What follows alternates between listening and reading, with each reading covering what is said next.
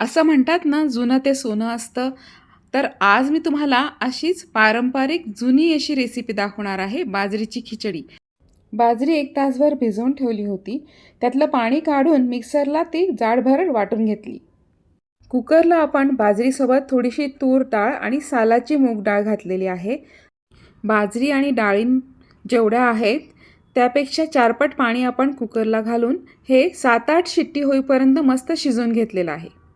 माझ्या घरी हिवाळ्याची सुरुवात झाली म्हणजे ही रेसिपी हमखास बनते. सगळ्यांना अगदी खूप आवडते. तुमच्या घरी अशा हिवाळा स्पेशल रेसिपी कोणत्या कोणत्या तयार होतात हे आम्हाला कमेंट सेक्शनमधून नक्की कळवा. एका कढईत जिरं, मोहरी, आलं, लसूण, कांदा, आवडीच्या भाज्या, मसाले घातलेले आहेत. आता हे सर्व छान आपण परतून घेऊया. भाज्या छान मऊ शिजेपर्यंत आपण हे परतून घेणार आहोत. कुकरच्या व्यवस्थित 7-8 शिट्या झालेल्या आहेत. आपली बाजरी बघा किती व्यवस्थित शिजून तयार आहे.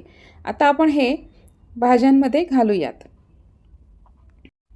घरोघरी अशा पारंपरिक रेसिपी ह्या बनवल्या जातात आणि आवडीने खाल्ल्याही जातात.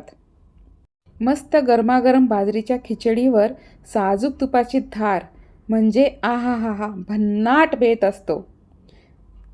तुम्ही ही रेसिपी नक्की करून बघा आणि कशी झाली आम्हाला कळवा.